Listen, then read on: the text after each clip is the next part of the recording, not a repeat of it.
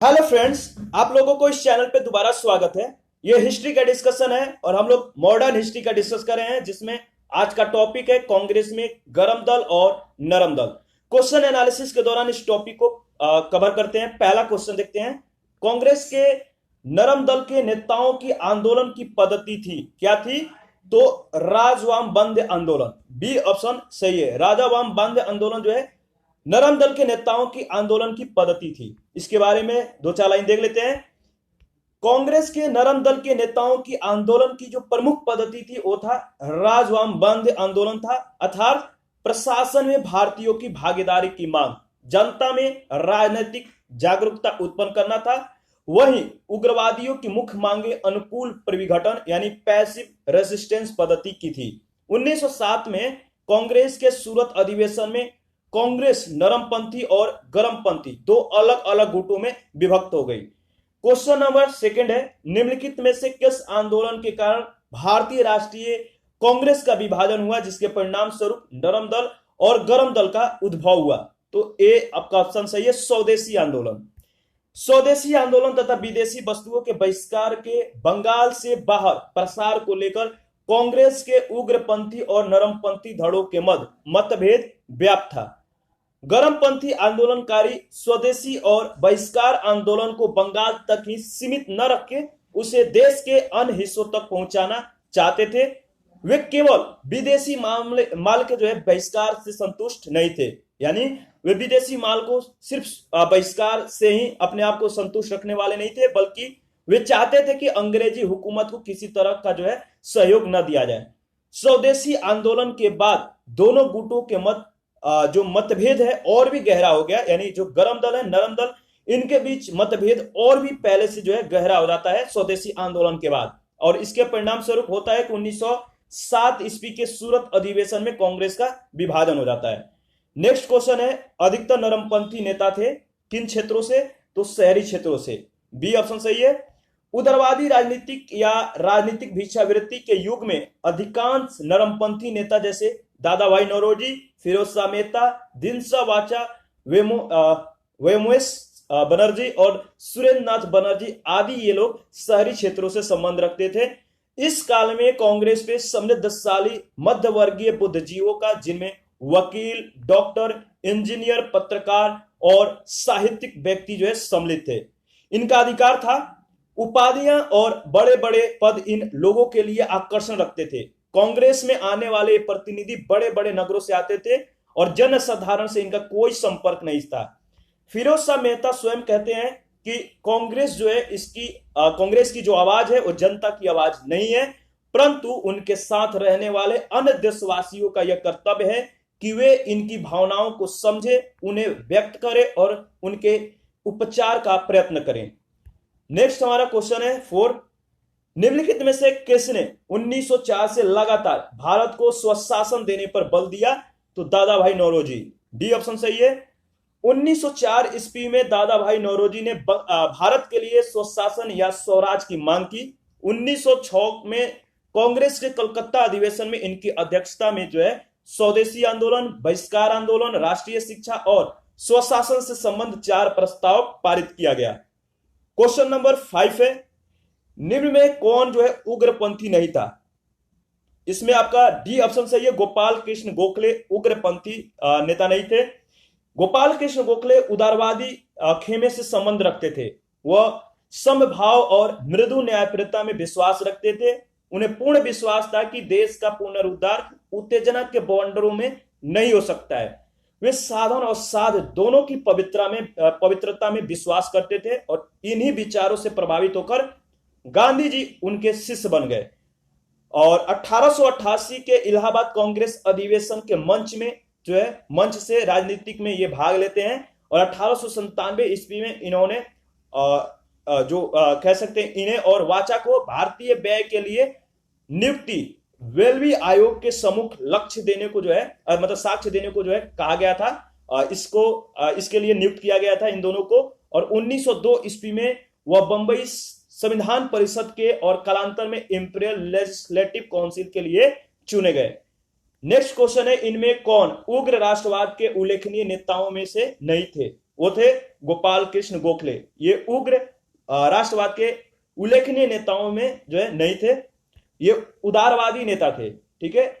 और गोपाल कृष्ण गोखले जो है अपने राजनीतिक दर्शन में सच्चे उदारवादी थे। वे समभाव और मृदु न्यायप्रियता में विश्वास करते थे। उन्हें पूर्ण विश्वास था कि देश का जो पुनरुद्धार है वो राजनीतिक उत्तेजना के बवंडर से नहीं हो सकता है। वे महात्मा गांधी के राजनीतिक गुरु थे। और जबकि बिपिन चंद्रपाल, लोकमान्य तिलक, लाला लाजपत राय, ये जो लोग हैं ये उग्र राष्ट्रवाद के उल्लेखनीय नेताओं में से थे। नेक्स्ट क्वेश्चन देखते हैं। क्वेश्चन नंबर 7 है, निम्नलिखित में कौन उग्र राष्ट्रवादी नेता नहीं था? तो जीके गोखले जो है ये उग्र राष्ट्रवादी नेता नहीं थे। डी ऑप्शन सही है।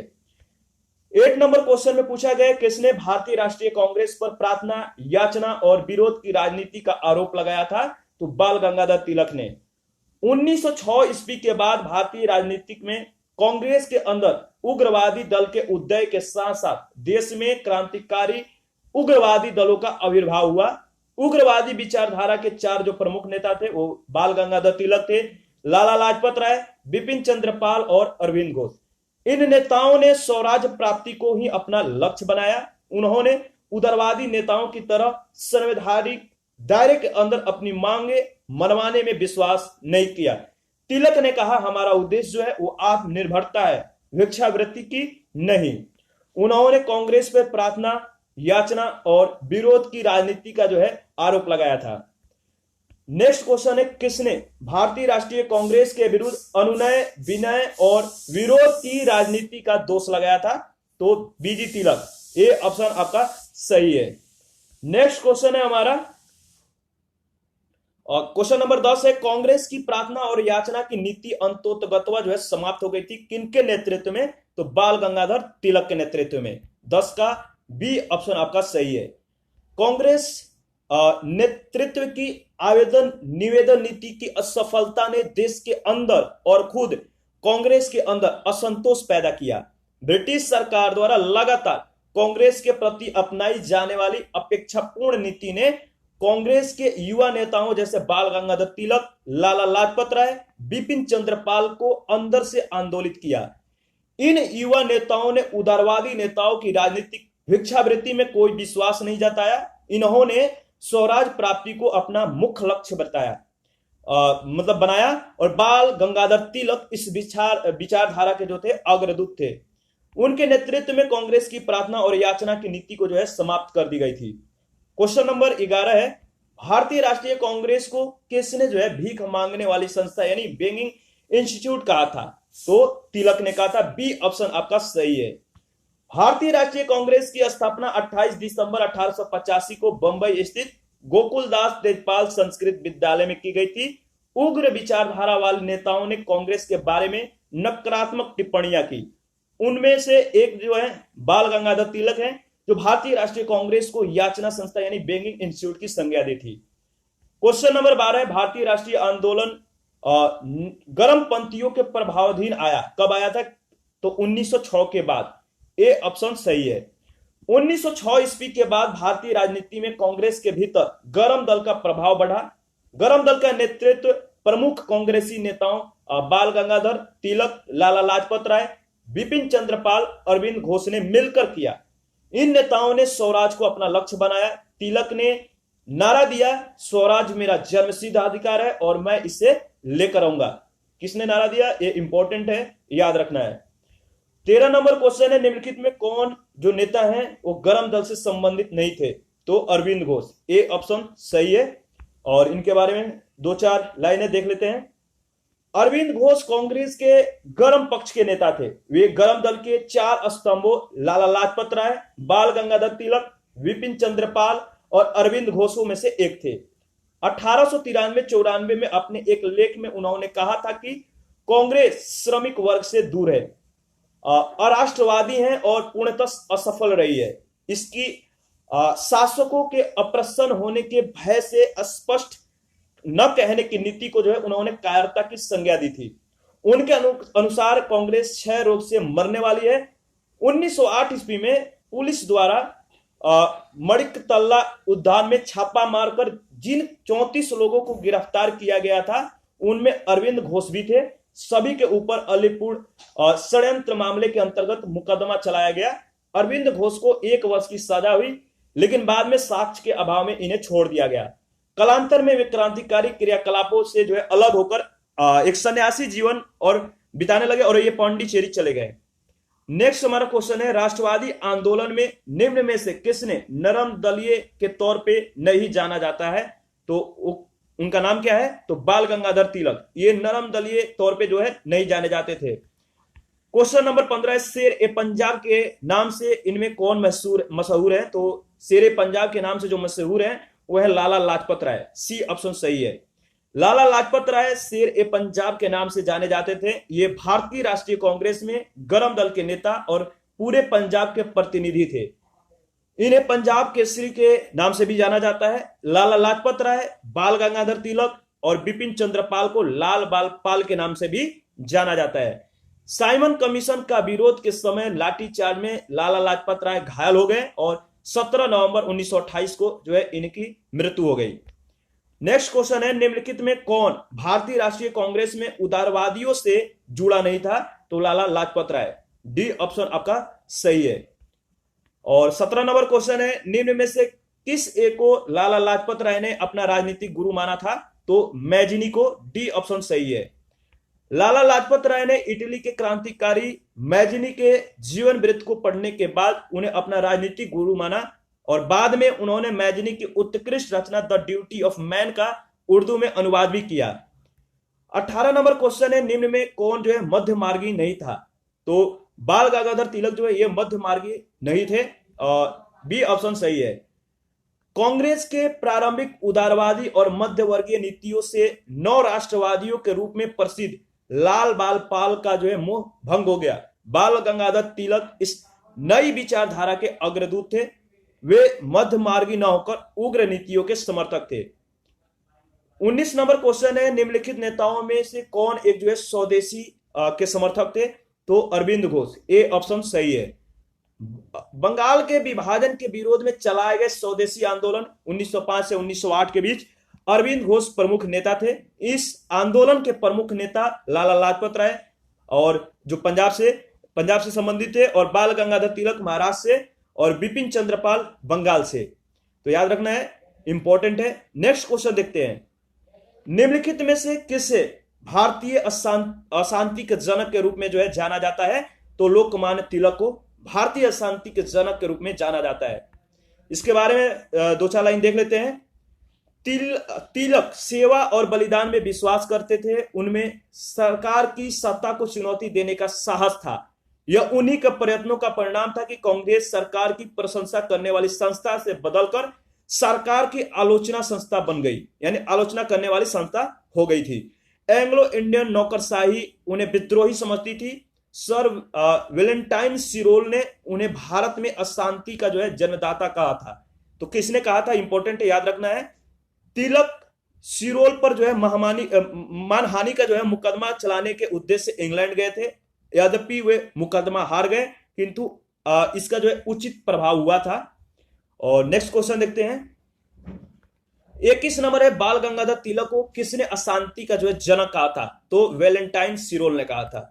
नेक्स्ट क्वेश्चन है 22, किसने कहा था तिलक भारतीय अशांति के जो है जनक हैं? तो सिरोल ने कहा था। ए ऑप्शन सही है।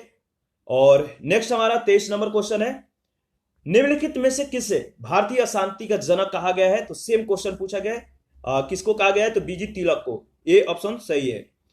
24 नंबर क्वेश्चन है, बीजी तिलक को जो है सजा के पश्चात निम्नलिखित में से किसे दया की वकालत की थी और कहा था संस्कृत के एक विद्वान के रूप में तिलक में मेरी दिलचस्पी है? मैक्स मुलर ने यह बात कही थी। बी ऑप्शन सही है। और इसके बारे में थोड़ा डिस्कस कर लेते हैं। बाल गंगाधर तिलक को सजा सुनाए जाने के पश्चात प्रसिद्ध विद्वान मैक्स मुलर ने 27 फरवरी 1898 को प्रिवी काउंसिल के सदस्य सर जॉन लुबाक को लिखे एक पत्र में दया की वकालत करते हुए यह कहा था कि संस्कृत के एक विद्वान के रूप में तिलक में जो है मेरी गहरी दिलचस्पी है।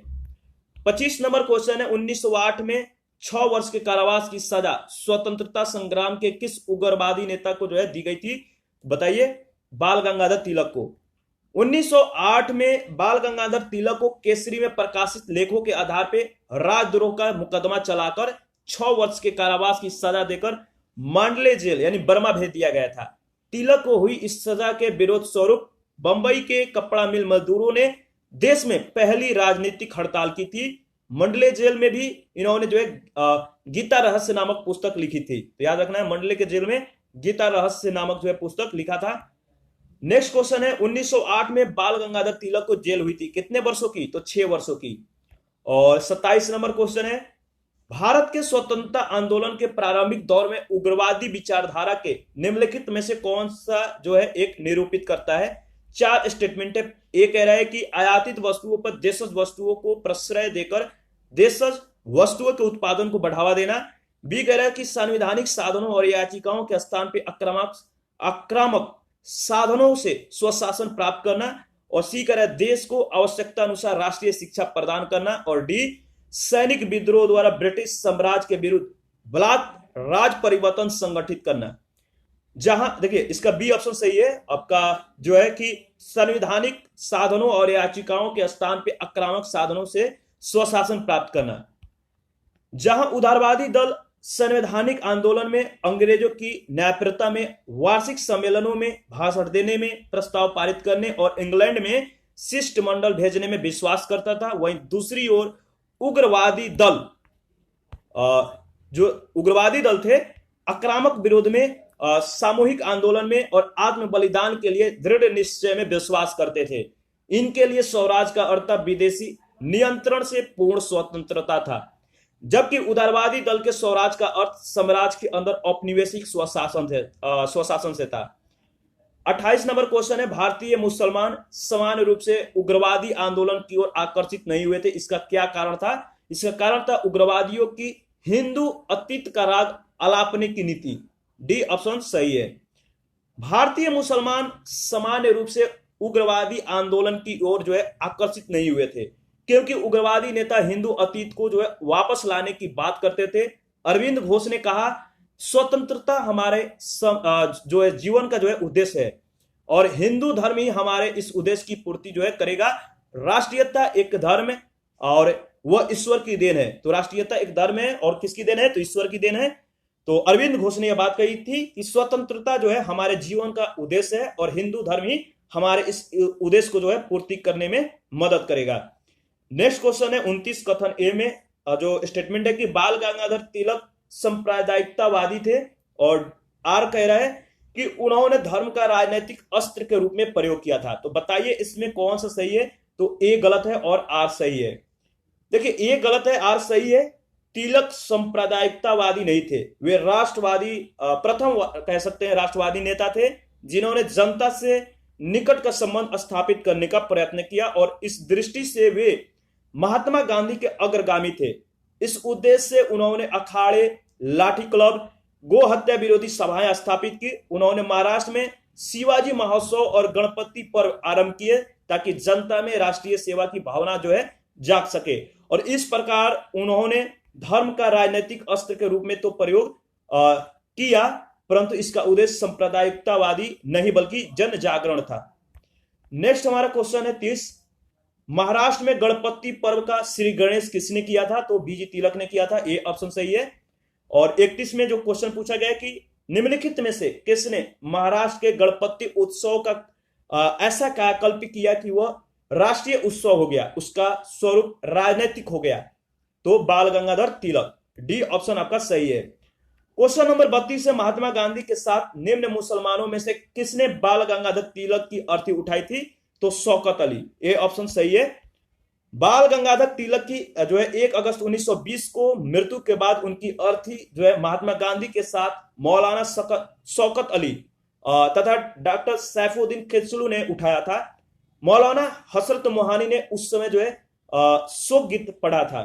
तो इस तरह से इस टॉपिक का पूरी क्वेश्चन जो है हम लोगों ने एनालिसिस किया। नेक्स्ट हमारा जो टॉपिक है भारत में क्रांतिकारी आंदोलन, तो इसका नेक्स्ट वीडियो में डिस्कस करेंगे। अभी के लिए इतना ही।